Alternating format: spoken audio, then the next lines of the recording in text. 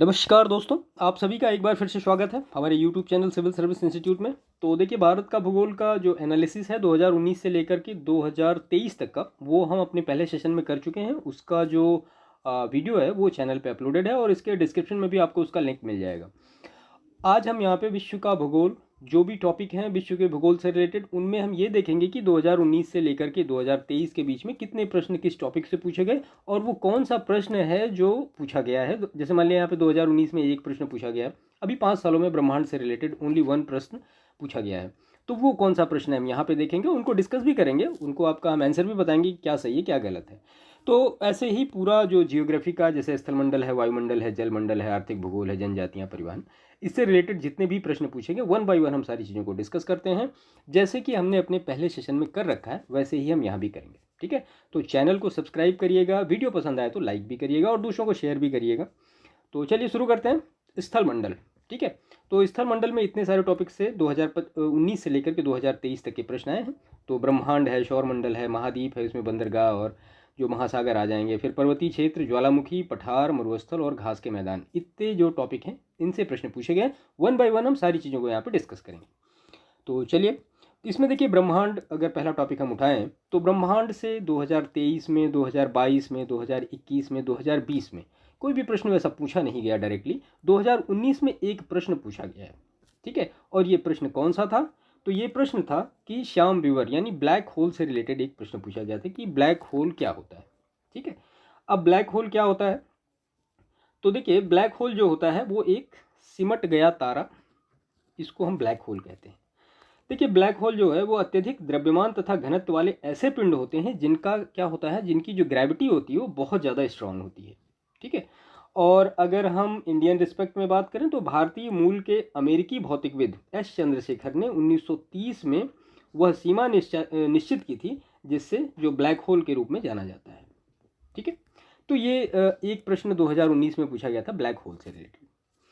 अब अगर इसके बाद हम सौर मंडल की बात करें तो सौर मंडल से 2022 में एक प्रश्न पूछा गया और अभी तक के तो 2023 में, 2021 में या फिर 2020 में या फिर 2019 में कोई प्रश्न मुझे ऐसा नहीं मिल पाया। तो यहाँ पे 2022 में जो प्रश्न पूछा गया सौर मंडल से रिलेटेड, उसमें यह था कि शनि ग्रह के वायुमंडल में निम्नलिखित में से कौन सी गैस सबसे अधिक मात्रा में पाई जाती है, ठीक है। तो यहाँ पे सैटर्न की बात की गई और पूछा गया कि सबसे ज़्यादा जो गैसेस होती हैं वो किस मात्रा में पाई जाती हैं। तो यहाँ पे सबसे ज़्यादा क्या पाया जाता है? मीथेन पाया जाता है।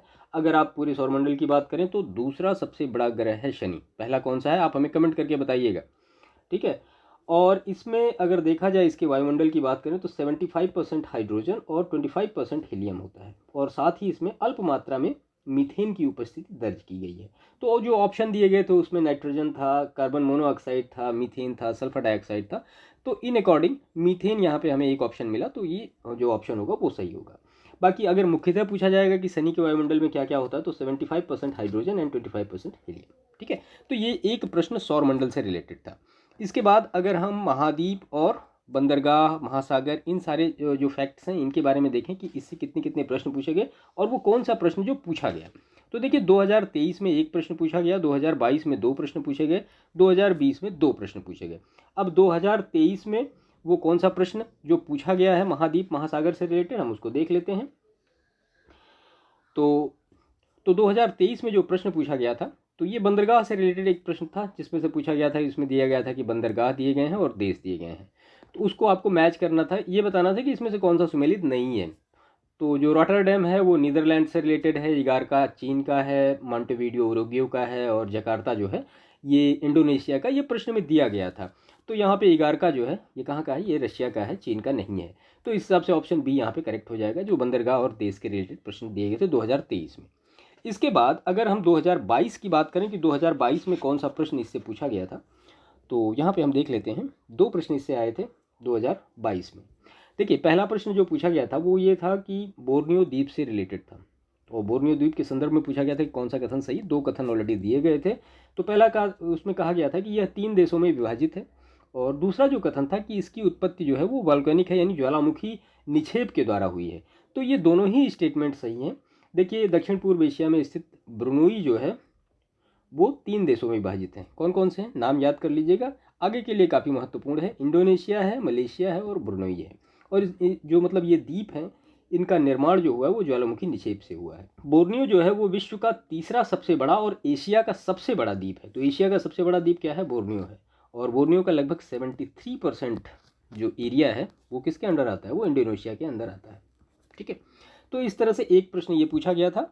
और उसके बाद एक प्रश्न महासागर से पूछा गया था कि मतलब महासागर दिए गए थे और जो उनका डीपेस्ट पॉइंट पूछा गया था कि सबसे गहरा बिंदु कौन सा है। तो प्रशांत दिया गया था, फिर आर्कटिक था, हिंद महासागर और अंध महासागर यानी अटलांटिक महासागर। इनमें से उसके आगे फिर दिया गया था सुंडा गर्त है, फिर प्यूटोरिको है, मैरियाना है, फिर मोलाय गर्त है। इनको आपस में मैच करना था कि आपको कौन से महासागर में सबसे गहरा बिंदु कौन सा है। तो जाहिर सी बात है, आप याद कर लीजिए, प्रशांत का जो है वो मैरियाना ट्रेंच है, आर्कटिक का जो है वो मोलाय गर्त है, हिंद का जो है वो सुंडा गर्त है सबसे गहरा पॉइंट, और अटलांटिक का जो है वो प्यूटोरिको गर्त है। तो इस हिसाब से इसको ये मैच करना था। इसके बाद अगर हम देखें कि 2020 में दो प्रश्न कौन कौन से पूछे गए, हम उनको यहाँ पे देख लेते हैं। तो इसमें जो पहला प्रश्न पूछा गया था वो ये था कि मतलब महासागर से रिलेटेड था कि कौन से जो महासागर है वो महासागरीय धारा हिंद महासागर से संबंधित नहीं है। तो इसमें महासागरीय धाराओं में 4 ऑप्शन दिए गए थे। जाहिर सी बात है, फ्लोरिडा है, कैनारी है, अगुलहास है और क्यूराइल है। इनके बारे में पूछा गया था कौन सी हिंद महासागर से संबंधित है। तो जाहिर सी बात है, अगुलहास जो है वो हिंद महासागर से संबंधित है। बाकी फ्लोरिडा है, कैनारी है, क्यूराइल, ये हिंद महासागर से रिलेटेड नहीं है। और दूसरा, अगर इससे प्रश्न देखा जाए कि दूसरा प्रश्न कौन सा आया था, तो इसमें ये पूछा गया था कि मतलब एक तो देश दिया गया था और राजधानी दी गई थी कि देश और राजधानी को आपस में मैच करना था। जैसे कि मोरक्को है, तो मोरक्को की राजधानी जाहिर सी बात है रबात है, ट्यूनीशिया की क्या है? ट्यूनिश है, अल्जीरिया की अल्जीयर्स है, और केप वर्डे की क्या है? तो वो प्राया है, प्राया। वहाँ पे बमाको दिया गया था ऑप्शन में, तो ऑप्शन डी यहाँ पे करेक्ट नहीं होगा। तो ये दो प्रश्न 2020 में पूछे गए थे महाद्वीप से रिलेटेड। इसके बाद अगर हम देखें पर्वतीय क्षेत्र की बात करें, तो पर्वतीय क्षेत्र से एक प्रश्न 2023 में पूछा गया और दो प्रश्न 2020 में पूछे गए। अब कौन कौन से प्रश्न हैं उन दोनों को देख लेते हैं कि 2020 में जो पर्वतीय क्षेत्र से रिलेटेड प्रश्न पूछे गए वो कौन से हैं। तो इसमें पहला प्रश्न पूछा गया था कि डार्लिंग श्रृंखला ऑस्ट्रेलिया के निम्नलिखित में से किस तट पर अवस्थित है। ठीक है, तो डार्लिंग जो श्रृंखला है वो ऑस्ट्रेलिया के दक्षिण पश्चिमी तट पर अवस्थित है। आप मैप देखेंगे तो आपको सीधा से क्लियर हो जाएगा, इसमें कोई बहुत ज़्यादा कन्फ्यूजन होने वाली बात नहीं है, ये बिल्कुल फैक्ट बेस्ड ऑप्शन है। इसके बाद अगर हम दूसरे प्रश्न की बात करें, तो पर्वत दिया गया था और देश आपको मैच करने थे कि पर्वत और वो मतलब किस देश में वो पड़ते हैं। जैसे कि एटलस है, किलिमंजारो है, चेम्बराजो है, फिर पायरेनीज है। इनका अकॉर्डिंग टू कंट्री बताना था कि एटलस जैसे मोरक्को में पड़ता है, किलिमंजारो तंजानिया में, और चेम्बराजो इक्वाडोर में, और जो पायरेनीज है वो फ्रांस और स्पेन की सीमा पर स्थित है। तो इस तरह से दो प्रश्न पूछे गए थे पर्वतीय क्षेत्र से रिलेटेड। इसके बाद अगर हम देखें यहाँ पे 2023 में पर्वतीय क्षेत्र से रिलेटेड कौन सा प्रश्न पूछा गया था, तो यहाँ पे 2023 में एक प्रश्न पूछा गया है। वो प्रश्न कौन सा है? तो यहाँ भी पर्वत और देश दिए गए थे, पर्वत और देश। देखिए, किलिमंजारो और ट्यूबिकल है, स्टैनली है और हागर है। तो इस तरह से ये 4 पर्वत दिए गए थे, इनको आपस में अकॉर्डिंग टू इनकी कंट्री से मैच करना। तो जाहिर सी बात है, किलिमंजारो आप जानते हैं तंजानिया में, ट्यूबिकल मोरक्को में है, और स्टैनली कहाँ पे है? युगांडा में है, और हागर पर्वत जो कहाँ पे है? अल्जीरिया में। तो ये इस तरह से पर्वतीय क्षेत्र में अधिकतर जो पर्वतीय क्षेत्र के प्रश्न आते भी हैं, तो अकॉर्डिंग टू माउंटेन और आपको उसका जो कंट्री है या उसका जो लोकेशन है वो आपको मैच करना पड़ता है। पर्वतीय क्षेत्र में यही बिल्कुल फैक्ट वाइज डेटा पूछा जाता है। अगर आपको पता है तो आप कर पाएंगे, नहीं तो फिर नहीं हो पाएगा। इसीलिए जो पर्वतीय क्षेत्र में, या मैं मतलब पूरे वर्ल्ड ज्योग्राफी की बात करूं, विदाउट मैपिंग थोड़ा सा एक लैक ऑफ कॉन्सेप्ट बन जाता है माइंड में कि उनको कैसे किया जाए, कैसे न किया जाए, थोड़ा सोचना पड़ता है। और अगर आपने मैपिंग कर रखी है तो चीज़ें आपको आसानी से माइंड अप हो जाती हैं, आप उनको आसानी से रिकॉल कर सकते हैं। ज्वालामुखी से रिलेटेड एक प्रश्न आया है 2021 में। ठीक है, तो ये प्रश्न पूछा गया था कि ज्वालामुखी पर्वत और उनसे रिलेटेड कंट्री। सीधा सा प्रश्न पूछा गया था कि माउंट रेनियर, माउंट एटना, फिर पेरिकुटीन और फिर माउंट एपो, इनकी लोकेशन कहाँ कहाँ पे। तो जाहिर सी बात है, माउंट जो रेनर है या रेनियर कहीं कहीं लिखा होता है तो यूएसए में, माउंट एटना इटली में है, और माउंट पेरिकुटीन ये मैक्सिको में, और माउंट एपो जो है वो फिलीपाइंस में है। ये सही ऑर्डर में करेक्टली मैच है। ठीक है, इसके बाद अगर हम पठार की बात करें, तो पठार से एक प्रश्न पूछा गया, कब? 2019 में पूछा गया है। तो इसको हम देख लेते हैं कि कौन सा प्रश्न वो पठार से पूछा गया है, ये यहाँ पे। ठीक है, इसके बाद फिर इधर तो कोई प्रश्न नहीं मिल पाया हमें पठार से रिलेटेड जो कि डायरेक्टली पूछा गया हो। तो इसमें पूछा गया था कि टेलीग्राफिक जो पठार है, टेलीग्राफिक पठार हिस्सा है किसका। अब वहाँ पे उत्तरी अटलांटिक कटक, दक्षिणी अटलांटिक कटक, हिंद महासागर कटक, और इनमें से कोई नहीं। ये सीधा 4 ऑप्शन दिए गए थे। अगर आपने एनसीईआरटी पढ़ी है तो आपको सीधा सीधा ये फैक्ट एनसीईआरटी की बुक में मिल जाएगा। तो जो टेलीग्राफिक पठार है यानी जो टेलीग्राफिक प्लेट्यू है वो उत्तरी अटलांटिक कटक का एक हिस्सा है। ठीक है, तो इस तरह से पठार से एक प्रश्न 5 सालों के बीच में पूछे गए।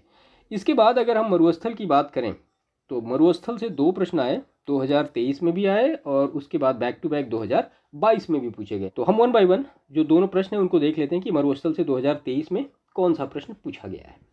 ठीक है, तो देखिए मरुस्थल से अगर प्रश्न की बात करें तो अधिकतर जो प्रश्न वर्ल्ड जियोग्राफी में या खासतौर पर मैं यूपीपीसीएस की बात करूं जो पूछे भी जाते हैं तो या तो वो ये पूछा जाता है कि मरुस्थल का नाम दे दिया गया और उनको आपको उनकी जो लोकेशन है यानी उनकी जो कंट्री है उसके अकॉर्डिंग सेटअप करना है।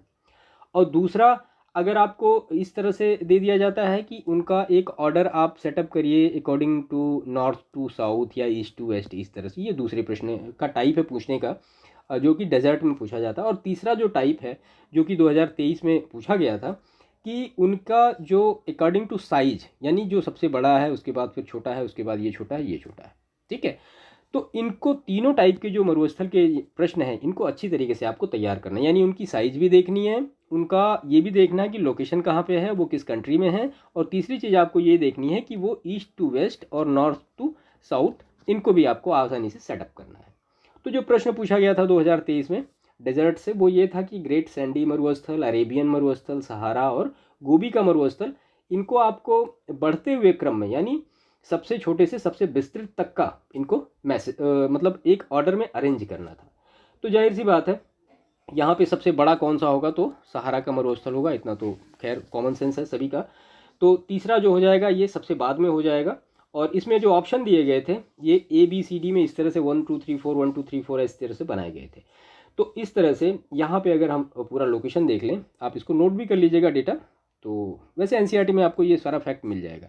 तो अगर सहारा के मरुस्थल की बात करें तो 84 लाख किलोमीटर स्क्वायर इसका क्षेत्रफल है। उसके बाद फिर अरेबियन मरुस्थल की बात करें तो 13 लाख के आसपास है। फिर गोबी के मरुस्थल की बात करें तो 10,40,000 के आसपास। और फिर ग्रेट सैंडी मरुस्थल जो कि कहाँ पे है, ऑस्ट्रेलिया में है, तो 2,84,000 के आसपास है। तो सबसे जो छोटा होगा वो ग्रेट सैंडी होगा और जो सबसे बड़ा होगा वो सहारा का मरुस्थल होगा। तो डेजर्ट में इन सब चीज़ों का विशेष तौर पर ध्यान रखिएगा कि इन तीनों टाइप के प्रश्नों को आप अच्छी तरीके से करने में सक्षम हों। तो जो 2022 में प्रश्न पूछा गया था डेजर्ट से वो ये था कि काराकुम मरुस्थल निम्नलिखित में से किस देश में स्थित है। ठीक है, मैंने आपको 3 टाइप बताया डेजर्ट के कि कौन कौन से टाइप में प्रश्न पूछे जाते हैं। तो वो उसी टाइप में लगभग एज इट इज चलता रहता है, या तो उनकी लोकेशन पूछ ली जाएगी, या तो उनका ऑर्डर पूछ लिया जाएगा, या तो उनकी साइज़ के हिसाब से। तो काराकुम जो मरुस्थल है वो कहाँ कहाँ पे है, वो कजाकिस्तान और ताजिकिस्तान में स्थित है। ठीक है, तो ये 2 जो प्रश्न थे ये 2022-23 में पूछे गए थे डेजर्ट से रिलेटेड। इसके बाद अगर हम घास के मैदान की बात करें तो घास के मैदान से 2023 में भी कोई प्रश्न नहीं आया, 2022 में भी कोई प्रश्न नहीं आया, और 2021 में एक प्रश्न आया, फिर उसके बाद 2019 में एक प्रश्न पूछा गया है। वो प्रश्न कौन सा है हम देख लेते हैं। 2020 में कौन सा, तो वो हम देख लेते हैं कि 2021 में कौन सा प्रश्न पूछा गया है। तो 2021 में एक प्रश्न पूछा गया है, इसमें लिखा जो प्रश्न आया था वो नोबी और कांतो मैदान निम्नलिखित में से किस देश में स्थित है। तो नोबी और कांतो मैदान कहाँ पे है, तो जाहिर सी बात है ये जापान में है। ठीक है, तो ये एक प्रश्न पूछा गया था घास के मैदान से। और इसके बाद जो दूसरा प्रश्न से पूछा गया था कि 2019 में कि एक प्रश्न पूछा गया था, तो वो प्रश्न कौन सा हम देख लेते हैं। तो इसमें ये कहा गया था कि निम्नलिखित प्राकृतिक प्रदेशों में से किसे बड़े शिकारों की भूमि के नाम से जाना जाता है। तो जो उष्णकटिबंधीय सवाना प्रदेश होते हैं उनको बड़े शिकारों की भूमि के नाम से जाना जाता है। तो ये जो प्रश्न आया था घास के मैदानों से। तो स्थल मंडल की अगर हम बात करें तो आपको अब सारी चीज़ें समझ में आ रही होंगी, कौन सा टॉपिक इंपॉर्टेंट है, किस पे हमें ज़्यादा फोकस करना है और कौन सी चीज़ों पे थोड़ा कम फोकस करना है। पढ़ना आपको सभी है, ऐसा नहीं कि कोई चीज़ स्किप करके जाएंगे आप और चीज़ें ऐसा हो जाए, क्योंकि देखिए एग्जामिनेशन है वो कहीं से भी प्रश्न उठा सकते हैं। इसके बाद हम आते हैं नेक्स्ट सेशन पे जो कि है वायुमंडल का। ठीक है, तो वायुमंडल में हम देखते हैं 1 बाय 1 कि कितने प्रश्न किससे पूछे गए। इसमें 2-3 टॉपिक ऑलरेडी हमने सेपरेट किए हैं, जैसे जलवायु है, चक्रवात है और वायुधारा है। और वायुमंडल से भी 2020 में प्रश्न आया, 2021 में प्रश्न आया, फिर 2023 में प्रश्न आया। 1 बाय 1 हम देखते हैं कि 2020 में कौन सा प्रश्न पूछा गया है और उसके बाद फिर जो नेक्स्ट आएंगे हम उनको देखेंगे। तो इसमें जो 2020 में प्रश्न पूछा गया है जो कि वायुमंडल से रिलेटेड है, तो वायुमंडल से एक प्रश्न पूछा गया था चक्रवात के बारे में। ठीक है, कि जिसमें कि उष्ण कटिबंधीय चक्रवात दिए गए थे और उनसे रिलेटेड उनके देश दिए गए थे कि किस देश में कौन सा चक्रवात आता है। जैसे कि बैगुओ है तो ये फिलीपाइंस में आता है, हैरिकेन है तो हैरिकेन यूएसए में आता है, टाइफून जो है वो चीन में आता है, और विली विली जो है ये ऑस्ट्रेलिया में आता है। तो इस तरह से ये प्रश्न यहाँ पूछा गया था। इसके बाद फिर 2021 में एक प्रश्न पूछा गया वायुमंडल से, तो वो कौन सा प्रश्न हम देख लेते हैं। तो यहाँ पे स्थानीय पवनों के नाम दिए गए थे और उनसे रिलेटेड जो देश हैं वो दिए गए थे कि स्थानीय पवनें कौन सी देश में चलती हैं। जैसे कि लेवेस है तो वो कहाँ चलती है, स्पेन में, ब्रेक फिल्डर ऑस्ट्रेलिया में, ब्लैक रोवर उत्तरी अमेरिका में, और शामल जो है ये फारस की खाड़ी और इराक में इस तरह से चलती है। देखिए अकॉर्डिंग टू मैप हमने सारा जो सेशन है वर्ल्ड जियोग्राफी का ये करा रखा है, और मैप में सारी चीज़ें ड्रा करके रखी हैं, जैसे कि जो रीजनल विंड्स के बारे में है या फिर जो साइक्लोन के बारे में है, इनके बारे में पूरे टॉपिक ऑलरेडी हो चुके हैं। हमारा जो टेलीग्राम चैनल है आप उसको ज्वाइन करिए, वहाँ पे आपको सारी पीडीएफ मिल जाएंगी। एक बार आप सेशन देख लीजिए, उसके बाद पीडीएफ से आप चीज़ों को अच्छी तरीके से कवर कर सकते हैं, भूलेगा कभी नहीं आपको, ठीक है। तो ये प्रश्न पूछा गया था 2021 में। इसके बाद अगर हम 2023 की बात करें कि 2023 में कौन सा प्रश्न पूछा गया, तो वो हम यहाँ पे देख लेते हैं।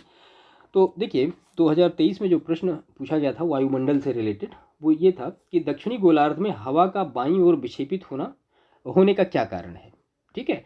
तो देखिए यहाँ पे कॉरियोलिस फोर्स के बारे में अच्छी तरीके से आपको पता होना चाहिए, क्योंकि दक्षिणी गोलार्ध में हवा का बाईं ओर विक्षेपित होना मतलब कोरियोलिस फोर्स, और उत्तरी गोलार्ध में हवा का कौन सी ओर, दाईं ओर विक्षेपित हो जाती है, इसी को हम कोरियोलिस फोर्स कहते हैं। और जैसे ये हो गया कि कोरियोलिस फोर्स का सिंपल मतलब इतना होता है कि अगर हवा जा रही है यहाँ पे तो वो किसी न किसी तरफ मुड़ेगी, ठीक है। कोरियोलिस फोर्स हमें सिंपल ये बताता है। बाकी जो फेरल का लॉ है, फेरल का लॉ हमें ये बताता है कि वो बाईं ओर मुड़ेगी या दाईं ओर मुड़ेगी। थोड़ा यहाँ पे कन्फ्यूजन रहता है कि कोरियोलिस फोर्स ही हमें ये बताता है कि जो दक्षिणी गोलार्ध में हवा का जो विक्षेपण है वो किस तरफ होगा। तो ये फेरल के जो लॉ है उससे क्लियर होता है कि वो दाईं तरफ मुड़ेगी या बाईं तरफ मुड़ेगी। कोरियोलिस फोर्स सिंपल हमें ये बताता है कि जो हवा का मतलब हवा हमारी जो होगी वो विक्षेपित जरूर होगी दक्षिणी गोलार्ध में, उत्तरी गोलार्ध में। आई थिंक आपको समझ में आ गया जो मैं कहना चाहता हूँ, ठीक है। तो ये प्रश्न पूछे गए थे वायुमंडल से। इसके बाद अगर जलवायु की बात करें तो जलवायु से एक प्रश्न पूछा गया है 2022 में। वो कौन सा प्रश्न है हम यहाँ पे देख लेते हैं, ठीक है। तो यहाँ पे जो जलवायु से प्रश्न पूछा गया था ये अभिकथन और कारण का एक प्रश्न था। अभिकथन दिया गया था कि भूमध्य सागरीय जलवायु के क्षेत्रों में वर्षा शीत ऋतु में होती है। इसका जो कारण दिया गया था कि गर्मियों में क्षेत्र शुष्क स्थलीय हवाओं के प्रभाव में रहते हैं। तो ये दोनों ही स्टेटमेंट सही हैं। जो भूमध्य सागरीय जलवायु हो वहाँ पे वर्षा कब होती है, वहाँ जाड़ों में वर्षा होती है, और गर्मियों में ये क्षेत्र क्या होते हैं, ये शुष्क स्थलीय हवाओं के प्रभाव में रहते हैं। तो ए और आर दोनों सही हैं, और आर ए की करेक्टली एक्सप्लेनेशन यानी उसकी करेक्ट व्याख्या करता है, ठीक है। इसके बाद अगर हम देखें और तो कोई प्रश्न इसमें नहीं आया 2019 से लेकर 2023 के बीच में। इसके बाद अगर चक्रवात की बात करें तो साइक्लोन से 2 प्रश्न पूछे गए हैं 2019 में, इधर कोई प्रश्न ऐसा नहीं आया है। अब वो कौन कौन से प्रश्न हैं हम उनको यहाँ पे देख लेते हैं 1 बाय 1। तो देखिए जो साइक्लोन से पहला प्रश्न पूछा गया था तो ये करंट का एक हिसाब से आप कह सकते हैं कि करंट से रिलेट करके पूछा गया था कि जो करंट का तूफान आए थे उस समय, जैसे डोरियन है, उसके बाद फिर हेजिबीस है, फिर लेकिमा है और मिटाग है, इनसे रिलेटेड कंट्री पूछी गई थी। ये करंट का प्रश्न था। तो डोरियन जो है वो बाहामास, और हेजिबीस जो है वो जापान, और लेकिमा जो है वो चीन, और मिटाग जो है वो साउथ कोरिया से रिलेटेड था। इसके बाद इसमें अगर हम दूसरे प्रश्न की बात करें कि दूसरा प्रश्न कौन सा था, तो जो दूसरा प्रश्न पूछा गया था इसमें तो वही उष्णकटिबंधीय चक्रवात और विभिन्न देशों के नाम, जिसमें विली विलीज। देखिए विली विली के बारे में अभी आपने पहले भी डिस्कस हमने किया है यहाँ पे। तो विली विली जाहिर सी बात है वो ऑस्ट्रेलिया से रिलेटेड है, टैफू जापान से, और बैगुओ जो है फिलीपीन से, और हेरिकेन्स कहाँ से, यूएसए से, ठीक है। तो ये 2 प्रश्न पूछे गए थे चक्रवात से रिलेटेड। इसके बाद अगर हम वायुधारा की बात करें कि वायुधारा से कितने प्रश्न पूछे गए, तो 2019 में इससे 2 प्रश्न मिले। कौन कौन से, तो वो पवन और देश। देखिए पवन और देश से रिलेटेड एक प्रश्न हम पहले भी डिस्कस कर चुके हैं। तो वहाँ पे जो पवन का नाम दिया गया था, सांता आना है, हबूब है, यामो है, मिस्ट्रल है, और किस देश से रिलेटेड यानी किस देश में ये जो रीजनल विंड्स हैं वो बहती हैं, तो उनका ये नाम आपको बताना। तो सांता आना जो है वो कैलिफोर्निया, हबूब जो है सूडान, और मिस्ट्रल जो है वो स्पेन या फ्रांस से रिलेटेड है, और यामो जो है वो जापान से रिलेटेड है। तो ये 2 प्रश्न थे वायुधारा से रिलेटेड। तो इस हिसाब से वायुमंडल में इतने सारे प्रश्न 2019 से लेकर के और 2023 के बीच में पूछे गए, और यहाँ पे इतने टॉपिक से प्रश्न पूछे गए हैं, हमने यहाँ पे नोट करके रखे हैं। तो अगर जलमंडल की बात करें कि 2023 में प्रश्न पूछे गए, उसके बाद फिर 2021 में प्रश्न पूछे गए। 2021 में कौन कौन से प्रश्न पूछे गए हम पहले देख लेते हैं, उसके बाद फिर 2023 की बात करेंगे। तो इसमें से जो पहला प्रश्न था जलमंडल का कि निम्नलिखित में से कौन सा द्वीप कैरेबियन सागर में अवस्थित नहीं है। अब 4 द्वीपों के नाम दिए गए थे, आपसे ये पूछा गया था कि कैरेबियन जो सागर है वहाँ पे स्थित नहीं है। तो उसमें ग्रेनेडा था, मोंटेसेराट था, फिर मडीरा था, फिर एंग्विला था। तो जाहिर सी बात है मडीरा जो है ये अवस्थित नहीं था कैरेबियन सागर में। बाकी मडीरा द्वीप जो है वो कहाँ पे स्थित है, वो अटलांटिक महासागर में स्थित है, एक पुर्तगाली द्वीप है। ठीक है, तो ये प्रश्न पूछा गया था। उसके बाद एक प्रश्न इससे और पूछा गया था कि निम्नलिखित में से कौन सा देश काला सागर के तट पर अवस्थित नहीं है। ठीक है, तो देखिए जितने भी सागर हैं, जैसे कि मेडिटेरेनियन सी है, फिर ब्लैक सी है, फिर अरल सी है, और फिर 2-3 सागर और भी हैं। तो इनके बारे में इनकी एक तो आप ये देख लीजिएगा कि इनकी लोकेशन कहाँ कहाँ पे है, किस कंट्री से कौन सी बाउंड्री शेयर करता है। और दूसरी चीज़, इनका जो पूरब से पश्चिम का क्रम या उत्तर से दक्षिण तक का जो क्रम होगा, ये सब देख लीजिएगा। ये बिल्कुल जरूर करके जाइएगा परीक्षा में, निश्चित तौर पे प्रश्न इससे मिलते हैं, चाहे जिस तरह से पूछे जाए, वो चाहे बाउंड्री शेयरिंग के बारे में पूछ लें या फिर इनके ऑर्डर के बारे में पूछ लिया जाए। ठीक है, तो रूस, यूक्रेन, जॉर्जिया, तुर्की, बुल्गारिया और रोमानिया, ये जो है ये काला सागर के तट पर अवस्थित हैं। तो इस हिसाब से यहाँ पे इसमें जो ऑप्शन दिया गया था सीरिया भी था, तो सीरिया जाहिर सी बात है सीरिया काला सागर के तट पर अवस्थित नहीं है। तो ये 2 प्रश्न जो है इससे पूछे गए थे यहाँ पे। इसके बाद अगर हम ड्रेनेज सिस्टम की बात करें, अपवाह तंत्र की बात करें, तो अपवाह तंत्र से एक प्रश्न आया था 2021 में और एक प्रश्न आया था 2023 में। तो अपवाह तंत्र से जो 2021 में प्रश्न पूछा गया था वो हम यहाँ पे देख लेते हैं कि कौन सा प्रश्न पूछा गया था।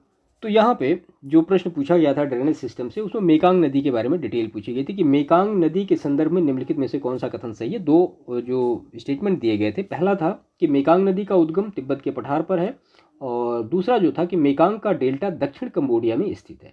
तो जाहिर सी बात है मेकांग का जो डेल्टा है वो दक्षिण कंबोडिया में स्थित नहीं है। ऑप्शन 2 जो है यहाँ पे गलत होगा, बाकी उद्गम जो है वो तिब्बत के पठार से है, ये बिल्कुल सही है। तो यहाँ पे ऑप्शन 1 जो होगा वो करेक्ट होगा। इसके बाद अगर हम 2023 की बात करें, जो कि ड्रेनेज सिस्टम से प्रश्न पूछे गए थे, वो कौन सा प्रश्न था हम देख लेते हैं यहाँ पे। यूएसए तथा मैक्सिको के बीच सीमा पर स्थित नदी कौन सी है, तो वो रियो ग्रांडे है। रियो ग्रांडे जो है यूएसए और मैक्सिको के बीच एक सीमा रेखा बनाती है। तो ये 2 प्रश्न ड्रेनेज सिस्टम से पूछे गए थे। इसके बाद अगर हम झील की बात करें, तो झील से 2 प्रश्न अब तक के पूछे गए 19 से 23 के बीच में। तो पहला 2023 में ही पूछा गया और दूसरा 2019 में पूछा गया। 2023 में झील से रिलेटेड प्रश्न जो पूछे गए कि झील और देश। देखिए झील और देश मतलब जो झील से भी प्रश्न जो भी आते हैं लगभग वो इसी तरह से आते हैं कि कौन सी झील कहाँ पे है। तो उसमें वैकाल था रूस, मिशिगन जो है वो यूएसए में है, ओनेगा रूस में है, और माराकाइबो जो है वो वेनेजुएला में है। आपको ये बताना था इसमें से कौन सा सुमेलित नहीं है। ठीक है, तो ओनेगा के बारे में इसमें दिया गया था कि कनाडा में है, तो ओनेगा कनाडा में नहीं रूस में है। ठीक है, इसके बाद 2019 में जो झीलों से प्रश्न पूछा गया था ये अफ्रीका कॉन्टिनेंट से रिलेटेड था। 4-5 लेक के नाम दिए गए थे, आपको उनको ये बताना था कि ये उत्तर से दक्षिण तक का क्रम सही क्या है। उसमें लेक टिम्सा था, लेक बिटर था, उसके बाद फिर ग्रेट बिटर लेक था, फिर लेक मंजला था। इन चारों लेक का आपको नॉर्थ टू साउथ, हाँ उत्तर से दक्षिण तक का क्रम बताना था। तो इसमें आप पहले मैं बता देता हूँ, आप देख लीजिए। तो सबसे पहले है लेक मंजला, उसके बाद है लेक टिम्सा, फिर लेक बिटर लेक है, फिर लिटिल बिटर लेक है। तो ग्रेट बिटर लेक उसके दक्षिण में है लिटिल बिटर लेक। अगर आपको ये दोनों ऑप्शन क्लियर होंगे, क्योंकि नॉर्मली बुक में रहता ही रहता है, ऐसा नहीं है कि नॉर्मली बुक में ये दिया नहीं जाता है, तो भी आप इस प्रश्न को पूरी तरीके से सॉल्व कर पाते हैं। ठीक है, तो इस तरह से जो प्रश्न पूछे जा रहे हैं झीलों से, एक तो ये पूछा जा रहा है कि वो किस देश में पड़ेंगे, दूसरा उनका नॉर्थ टू साउथ या ईस्ट टू वेस्ट तक का क्रम। इस तरह से भी आप चीज़ों को बेहतर तरीके से तैयार करिएगा। ठीक है, इसके बाद अगर हम महासागर की बात करें, तो महासागर से 2022 में प्रश्न आया, 2021 में प्रश्न आया, 2019 में प्रश्न आया। हम देख लेते हैं कि 2019 में कौन सा प्रश्न आया है महासागर से। 1 बाय 1 सारी चीज़ों को डिस्कस करते चलेंगे यहाँ पे। तो ये कथन और कारण का प्रश्न था। इसमें पूछा गया था कि हिंद महासागर कई बड़ी शक्तियों का सैन्य अड्डा बन गया है, और कारण जो था इसका दिया गया था कि हिंद महासागर से निकटवर्ती देशों को बहुत भौगोलिक राजनीतिक लाभ है। तो जाहिर सी बात है ये दोनों ही स्टेटमेंट आपस में सही हैं और एक दूसरे की करेक्टली व्याख्या भी करते हैं। तो इसके बाद अगर हम देखें 2022 में महासागर से रिलेटेड कौन सा प्रश्न पूछा गया, तो महासागर और जो गहरा गर्त है ये सारी ऑलरेडी हो चुके हैं, हमने आपको डिस्कस कर दिए। ठीक है, तो यहाँ पे महासागरीय धाराओं से एक प्रश्न पूछा गया था अल नीनो से रिलेटेड। ठीक है, तो उसमें वही अल नीनो के बारे में पूछा गया था कि 2 कथन कौन कौन से सही हैं। इसमें पूछा गया था कि अल नीनो जो में पूर्वी प्रशांत महासागर क्षेत्र में पेरू के तट पर गर्म धाराओं का प्रकट होना शामिल है, और दूसरा स्टेटमेंट था कि यह गर्म धारा पेरू के तट पर पानी के तापमान को 10 डिग्री तक बढ़ा देती हैं, जिससे समुद्र में प्लैंकटन की मात्रा बढ़ जाती है। तो यहाँ पे ऑप्शन ए करेक्ट है, अल नीनो में पूर्वी प्रशांत महासागर में पेरू के तट पर गर्म धाराओं का प्रकट होना शामिल है। ठीक है, तो महासागरीय धाराओं से 2023 में इस तरह से प्रश्न पूछे गए। इसके बाद अगर हम देखें कि जो आर्थिक भूगोल है, आर्थिक भूगोल में काफ़ी प्रश्न पूछे गए हैं और बहुत महत्वपूर्ण ये टॉपिक है। इसमें खनिज संसाधन, कृषि और वनस्पति सारी चीज़ें आ रही हैं और इससे प्रश्न लगातार पूछे गए हैं। आप अगर ये देखेंगे कि देखिए यहाँ पे 2023 में तो कोई प्रश्न नहीं आया, 2022 में 4 प्रश्न पूछे गए, 2021 में 1 प्रश्न पूछा गया, 2020 में 4 प्रश्न पूछे गए और फिर इसमें 2019 में भी कोई प्रश्न नहीं आया। यहाँ पे 2022 में अगर 4 प्रश्न कौन कौन से आए हैं, तो इसमें जो सबसे पहला प्रश्न पूछा गया था कि रूर कोयला क्षेत्र निम्नलिखित में से किस देश में स्थित है। बिल्कुल मतलब फैक्ट पे बेस्ड है, जाहिर सी बात है जर्मनी में। दूसरा प्रश्न है कि म्यांमार में पेंगू योमा जो क्षेत्र है वो खनिज किस खनिज का प्रमुख उत्पादक क्षेत्र है, तो जाहिर सी बात है वो खनिज तेल का उत्पादक है पेंगू योमा। इसके बाद तीसरा जो प्रश्न पूछा गया था कि केंद्र दिया गया था और उनसे रिलेटेड उद्योग पूछे गए थे कि कौन से हैं। कंट्री मतलब आप ये कह सकते हैं कि ओसाका दिया या डेट्रॉयट दिया, क्यूबा, फिर सेंट पीटर्सबर्ग। ये पूछा गया था कि किस उद्योग से रिलेटेड है, तो ओसाका जो है वो सूती वस्त्र से, डेट्रॉयट मोटर वाहन से, क्यूबा सिगार से और सेंट पीटर्सबर्ग क्या है वो पूत निर्माण से रिलेटेड है। इसके बाद जो चौथा प्रश्न पूछा गया था कि अभिकथन और कारण का, कि विश्व में चिली तांबे का प्रमुख उत्पादक है। जाहिर सी बात है बिल्कुल सही है, और कारण है कि उत्तरी चिली का एंडीज क्षेत्र पोर्फिरी तांबा के विशालतम निक्षेपों से संपन्न है। तो ये दोनों ही स्टेटमेंट सही हैं और आपस में एक दूसरे को एक्सप्लेन भी करते हैं। तो ये 4 प्रश्न 2022 में डायरेक्टली पूछे गए, किससे, तो वो आर्थिक भूगोल से पूछे गए। अब इसके बाद 2021 की बात करें तो इससे एक प्रश्न पूछा गया है, हम देख लेते हैं कि वो कौन सा प्रश्न पूछा गया है। ठीक है, तो यहाँ पे जो प्रश्न पूछा गया था 2021 में कि निम्नलिखित में से कौन सा कोको का प्रमुख उत्पादक देश नहीं है। तो कोको का प्रमुख उत्पादक देश कौन सा नहीं है, तो जाहिर सी बात है लाताविया नहीं होगा, बाकी घाना है, कैमरून है, आइवरी कोस्ट है, ये सारे जो होंगे वो कोको के प्रमुख उत्पादक होंगे। इसके बाद अगर हम देखें तो 2020 में इससे 4 प्रश्न पूछे गए। कौन कौन से प्रश्न हैं हम देख लेते हैं। उसमें से पहला प्रश्न था कि देश दिए गए थे और लौह खनिज उत्पादक क्षेत्र आपको आपस में मैच करने थे, कि कजाकिस्तान किससे रिलेटेड है, यूक्रेन, फ्रांस और फिर फ्रांस 2 बार दिया गया था। तो जो फ्रांस के लौह उत्पादक क्षेत्र हैं तो वो 2 लौह उत्पादक क्षेत्र कौन कौन से हैं, एक तो है नॉर्मैंडी और दूसरा है पायरेनीज। यूक्रेन में क्रिवई रॉग और कजाकिस्तान में कारागंडा। ये पहला प्रश्न था। दूसरा प्रश्न जो पूछा गया था कि मलेशिया में किंटा घाटी जो है वो किस चीज़ के लिए प्रसिद्ध है, तो जाहिर सी बात है टिन प्रोडक्शन के लिए वो प्रसिद्ध है। तीसरा जो प्रश्न पूछा गया था कि विश्व के निम्नलिखित प्रदेशों में से किसमें खट्टे रसीले फलों का उत्पादन बहुत विकसित है, तो जाहिर सी बात है अगर खट्टे और रसीले फल की बात होगी तो वो भूमध्य सागरीय प्रदेश ही होंगे। और अगर फोर्थ क्वेश्चन की बात करें तो दक्षिण अफ्रीका से रिलेटेड प्रश्न था कि दक्षिण अफ्रीका का पोस्ट मास्टर्बर्ग और उसका समीपवर्ती क्षेत्र निम्नलिखित में से किस खनिज का प्रमुख उत्पादक है, तो जाहिर सी बात है वो मैंगनीज का प्रमुख उत्पादक क्षेत्र है। तो ये 4 प्रश्न पूछे गए डायरेक्टली 2020 में।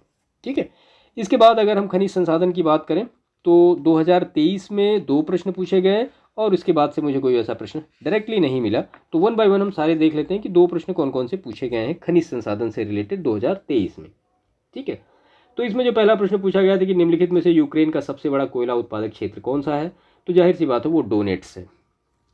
ठीक है, तो डोनेट्स जो है वो यूक्रेन का सबसे बड़ा कोयला उत्पादक क्षेत्र है। और दूसरा जो इससे प्रश्न पूछा गया था कि माउंट न्यूमेन निम्नलिखित में से किस खनिज के लिए प्रसिद्ध है, तो लौह अयस्क के लिए माउंट न्यूमेन जो ये प्रसिद्ध है। कहाँ पे है भाई, तो ये ऑस्ट्रेलिया के पिलबरा क्षेत्र में स्थित है माउंट न्यूमेन, याद रखिएगा। तो ये 2 प्रश्न खनिज संसाधन से पूछे गए 2023 में। इसके बाद अगर कृषि और वनस्पति की बात करें तो यहाँ पे 1 प्रश्न 2023 में पूछा गया और 2 प्रश्न जो है 2019 में पूछे गए। तो जो पहला प्रश्न पूछा गया इसमें 2023 में वो कौन सा था कि फिलीपाइंस में नारियल एवं गन्ने की कृषि विकास का श्रेय किसको जाता है, तो जाहिर सी बात है वो स्पेन और अमेरिकी वासियों को जाता है, उन्होंने ही वहाँ पे जाके शुरू किया था सारा सब कुछ। इसके बाद अगर हम ये देखें कि 2019 में 2 प्रश्न कृषि और वनस्पति के कौन से पूछे गए, तो उनको हम यहाँ पे देख लेते हैं। एक तो प्राकृतिक वनस्पति दी गई थी और उसके बाद फिर उनके क्षेत्र दिए गए थे।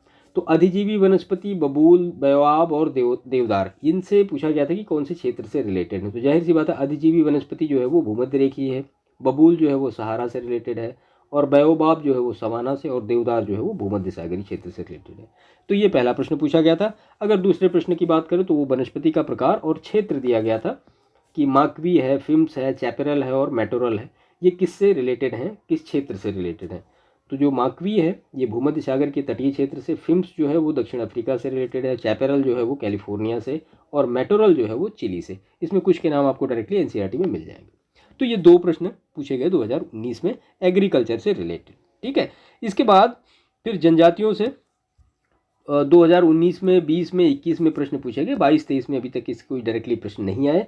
तो 2019 में कौन सा प्रश्न पूछा गया, जो वर्ड की ट्राइब्स हैं इनसे रिलेटेड हम देख लेते हैं। यहाँ पे वो जनजाति दी गई थी और उनके स्थान दिए गए थे। नॉर्मली जो प्रश्न आते हैं वो इसी तरीके से आते हैं, चाहे वो इंडियन ज्योग्राफी हो या जो वर्ल्ड ज्योग्राफी हो। अगर ट्राइब्स की बात हो रही है तो वो ट्राइब्स का नाम होगा और आगे उनके कंट्री होगी या उनकी लोकेशन होगी। तो यहाँ पे पूछा गया था कि पिग्मी कहाँ रहती है, तो जाहिर सी बात है वो कॉन्गो बेसिन में रहती है। अंगामी कहाँ रहती है, वो नागालैंड में। एनू जापान में रहती है और किर्गिज जो है वो मध्य एशिया में या कजाकिस्तान में, वहाँ पे ये रहती है। ठीक है, तो ये प्रश्न पूछा गया 2019 में। अगर हम 2020 की बात करें कि 2020 में इससे रिलेटेड कौन सा प्रश्न पूछा गया है जो कि जनजातियों से रिलेटेड है, तो यहाँ पे जो प्रश्न पूछा गया था वो ये था कि नृजातीय समूह दिया गया था और देश दिए गए थे। तो वहाँ पे लिखा गया था कि यहूदी, टेडा, बेजा, लुर, ये किससे रिलेटेड है, कौन से देश से रिलेटेड है। तो यहूदी इजराइल से, टेडा लीबिया से, बेजा मिस्र से और लुर जो है वो ईरान से रिलेटेड है। तो ये 2020 में इस तरह से प्रश्न पूछा गया था जो कि ट्राइब से रिलेटेड था। तो 2021 में जो भी प्रश्न पूछा गया था वो स्थान और जनजातियाँ आपस में इनको मैच नहीं करना था, आपको ये बताना था कौन सा सुमेलित नहीं है। तो रूस, फिर कोरियाक या कोनियाक, बोर्नियो जो है वो पुनान, अरब मरुस्थल से रुवाला और स्वीडन या फिनलैंड से लैप्स। तो इस तरह से जनजातियों से प्रश्न पूछे जाते हैं। इनको अच्छी तरीके से तैयार करिएगा, छोटे फैक्ट होते हैं और सिंपल प्रश्न होते हैं और ज़्यादा कोई बहुत आपको तैयार भी नहीं करना है। तो ये प्रश्न हो गया जनजातियों से रिलेटेड। इसके बाद अगर हम देखें कि परिवहन से रिलेटेड, तो परिवहन से रिलेटेड 2019 से लेकर के 2023 तक में मुझे एक बार 2019 में एक प्रश्न यही मिला कि जो कि डायरेक्टली परिवहन से रिलेटेड है। वो कौन सा प्रश्न है हम यहाँ पे देख लेते हैं। पूछा गया था कि ट्रांस साइबेरियन जो रेल मार्ग है उससे रिलेटेड था। प्रश्न था कि निम्नलिखित में से कौन सा एक नगर साइबेरिया पारी रेल मार्ग पर अवस्थित नहीं है। तो साइबेरियन जो ट्रांस साइबेरियन रेल मार्ग है उसके बीच में पूछा गया था कि कौन सा स्टेशन नहीं है। 4 स्टेशनों के नाम दिए गए थे, कजान, ओमस्क, सोची और चेताव। ठीक है, तो यहाँ पे जो सोची है ये ट्रांस साइबेरियन रेल मार्ग पर अवस्थित नहीं है। आप एनसीईआरटी देखेंगे आपको ये फैक्ट सीधा सीधा मिल जाएगा, मैप के साथ बना हुआ है। ठीक है, तो ये पूरा डिटेल था जो कि वर्ल्ड जियोग्राफी में हमने इनको यहाँ पे एनालाइज किया कि सारी चीज़ों को 5 साल के पेपर्स में कि कौन सी चीज़ें कहाँ पे हैं और किस लेवल पे चीज़ों को हमें बेहतर तरीके से करना है, कम समय में अच्छी खासी जो हमारी प्रिपरेशन हो सके, जिससे हम जो अपना प्रीलिम्स का एग्जामिनेशन है उसको बेहतर तरीके से क्वालिफाई कर सकें। ठीक है, तो ये पूरा डिस्कस यहाँ पे हमने कर दिया। 5 सालों का पेपर था। हाँ, 2022 की बात करें तो एक प्रश्न इसमें पूछा गया था कि सुन्नी त्रिकोण के बारे में कुछ, मतलब ऐसा नहीं, जो मैंने बताया वही है, 1 या 2 प्रश्न और भी बचे हैं जो कि विविध सेक्शन में उनको रखा जा सकता है। ठीक है, और बाकी आप सब्जेक्ट वाइज देखना चाहते हैं कि किस सब्जेक्ट से कितने प्रश्न पूछे गए हैं, तो उसके लिए आप हमारा एक सेशन देखिए जिसका डिस्क्रिप्शन में आपको लिंक मिल जाएगा। जो यूपीपीसीएस विषयवार जो मतलब वर्गीकरण है वो आप देखेंगे तो आपको चीज़ें और अच्छी तरीके से क्लियर हो जाएंगी कि किस सब्जेक्ट से कितने प्रश्न यूपीपीसीएस प्रीलिम्स एग्जामिनेशन में 2019 से लेकर के 2023 के बीच में पूछे गए हैं। ठीक है, तो सेशन को समाप्त करते हैं। बाकी इसके बाद फिर नेक्स्ट शायद पॉलिटी का लेंगे, तो पॉलिटी को हम करेंगे वहाँ पे और उनको भी चैप्टर वाइज डिवाइड करके देखेंगे कि सबसे ज़्यादा किस चैप्टर से प्रश्न पूछे गए हैं और कौन सा चैप्टर बहुत महत्वपूर्ण है जिसको हमें बिल्कुल भी स्किप नहीं करना है। बाकी मिलते हैं नेक्स्ट सेशन में। चैनल को सब्सक्राइब जरूर करिएगा, वीडियो पसंद आए तो लाइक करिएगा और दूसरों को भी शेयर करिएगा। वीडियो देखने के लिए आपका बहुत बहुत धन्यवाद। Thank you.